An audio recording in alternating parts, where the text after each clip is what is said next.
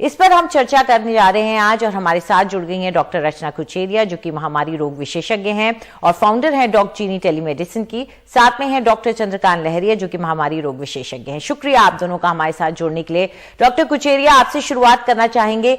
आंकड़े जो सरकार की तरफ से अभी दिए गए हैं, ये अप्रैल से अगस्त के बीच में लिए हुए आंकड़े हैं, और सरकार ये भी कह रही है कि जो मौतें हुई हैं वो ज्यादातर दूसरी लहर में वो हैं जिन्हें टीका नहीं लगा था। उस वक्त टीके कम ही लगे थे, इसलिए मौतें भी ज्यादा थी। लेकिन ये आंकड़े आपको क्या बता रहे हैं अभी? धन्यवाद अंजलि जी, मुझे बुलाने के लिए। तो ये कहना चाहूंगी कि ये जो एक संदेश सरकार की तरफ से आया है, जो जैसे कहते हैं सहकर्मी मेरे जो समाज हेल्थ पब्लिक हेल्थ ऑफिशियल्स जो हैं, ये जो संदेश है मुझे तो एक आशावादी संदेश लग रहा है। यानी कि रादर देन जिसे कहते हैं कि विज्ञान पे, ठोस विज्ञान पे, वरिष्ठ सार्वजनिक जो कि पीयर रिव्यूड सहकर्मियों की समीक्षा से जो प्रूव किया जाता है, पीयर रिव्यूड साइंस के बेसिस पे नहीं है, ये एक आशावादी संदेश है।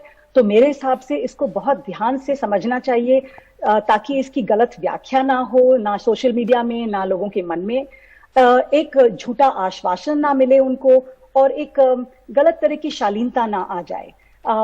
जैसा कि आपने ठीक कहा कि जब विज्ञान की चीज ठोस विज्ञान से जाती है, जब वो पीयर रिव्यू होती है, तो उसमें बहुत सारी चीजें देखी जाती हैं, और उसका हमें संदेश इस बयान से नहीं मिल रहा है। एक आपको उदाहरण दूंगी, जिसका आपने भी संकेत किया, मौतें।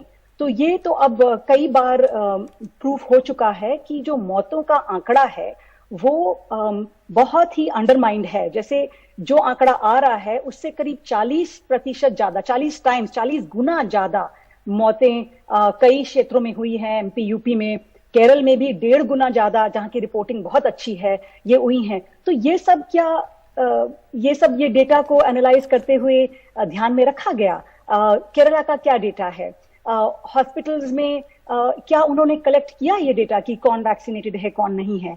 बहुत सारा जो रूरल इंडिया है हमारा, जो गांव है, वहां पे कई मौतें घरों में हो जाती हैं, तो उसका कैसे ध्यान रखा गया। तो मैं यही कहूंगी संक्षिप्त में कि इस समय ये एक आशावादी संदेश है, मगर अगर कहा जाए कि ठोस विज्ञान पे आधारित है, तो उसके लिए उसको जांच लेने के लिए या उस पर बयान करने के लिए मेरे पास उतनी इंफॉर्मेशन नहीं है। जी, अब ये बात भी सही है डॉक्टर रचना कुचेरिया, क्योंकि डेटा अगर जारी होता तो वो बेहतर रहता, सभी लोग उसको देख सकते हैं, और जैसे कह रहे हैं पीयर रिव्यू बहुत अहम हो जाता है, और शायद यही मैसेज सरकार की तरफ से भी भेजने की कोशिश की जा रही है। क्योंकि खासतौर पे डॉक्टर कुचेरिया, अगर हम जैसे अमेरिका का उदाहरण देखते हैं, वहां जिन राज्यों में अनवैक्सीनेटेड लोगों का प्रतिशत ज्यादा था, वहां इस बार वेव दिख रही है। तो और कहीं ना कहीं जिस तरह से वहां के राष्ट्रपति अपील कर रहे हैं कि ये आपकी कोई फ्रीडम ऑफ चॉइस नहीं है, आपको ये लगवाना पड़ेगा, तो वो स्थिति उत्पन्न ना हो, तो मेरे ख्याल से होता है कि सरकार अपनी तरफ से ये एक वक्त रहते रहते रेगुलरली कुछ ऐसे मैसेजिंग करती रहती है। बिल्कुल सही, मैसेजिंग करनी बहुत जरूरी है, मगर जब सरकार की तरफ से आती है, चाहे वो हमारी हो चाहे यूएस की हो, और उसमें वरिष्ठ वैज्ञानिक बैठते हैं, तो मेरा कहने का ये मतलब है कि जो स्टेटमेंट आ रहा हो वो ऐसा ठोस हो कि उस पे बेबुनियाद और अलग तरह की अफवाहें ना उड़ें, और गलत चीज ना हो कि लोग ऐसा सोच शालीन होकर बैठ जाएं कि हम 1 डोज लगवा लें। जो आपने बात की थी कि पूरे विश्व से डेटा आ रहा है, वो डेटा 2 डोज का है।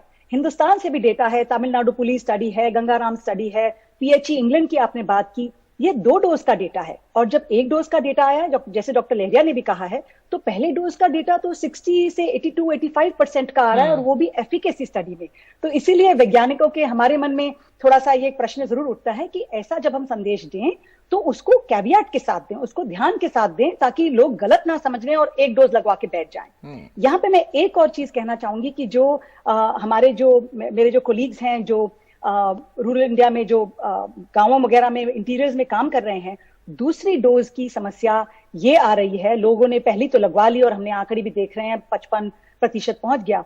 दूसरी डोज में एक तकलीफ आ रही है जिस पे ध्यान देना जरूरी है कि पहली डोज के बाद अगर लोगों को वैक्सीन साइड इफेक्ट्स हो रहे हैं, हल्का बुखार वगैरह, तो ठीक से गोलियां नहीं मिल रही, शायद 2 ही मिल रही हैं, उनको ठीक से इंफॉर्मेशन नहीं मिल रही, जो डेटा कलेक्ट किया जा रहा है AEFI का, तो उनको बहुत ट्रांसपेरेंसी उस पर करने की जरूरत है, ताकि सेकेंड डोज की जो हेजिटेंसी है वो ना बन जाए, और वो ऑलरेडी देखने में आ रही है। दूसरी बात ये दिख रही है जो ऑन ग्राउंड लेवल पे, कि अभी भी टीका काफी नहीं है। बहुत लोग हैं जो झारखंड, छत्तीसगढ़, बिहार लाइनों में लगे हैं दूसरा डोज टीका लगवाने, तो टीका नहीं पर्याप्त मात्रा में उनको मिल पा रहा है। तो इन दोनों चीजों पे भी ध्यान देना है कि ये जो आंकड़े बाहर से आ रहे हैं आपके पास, ये ज्यादातर 2 डोज के बाद आ रहे हैं। और बिल्कुल ठीक कहा, यूएस का जो अभी पैंडेमिक वेव चल रहा है, जो अस्पतालों में मरीज आ रहे हैं, जो हमारे कोलीग्स कह रहे हैं, उसमें ऑलमोस्ट 99-100% मरीज जो अस्पताल में आईसीयू में भर्ती हो रहा है, उसको टीका नहीं लगा है। तो एक संदेश ये जरूर है कि टीका जरूर लगवाइए, पहला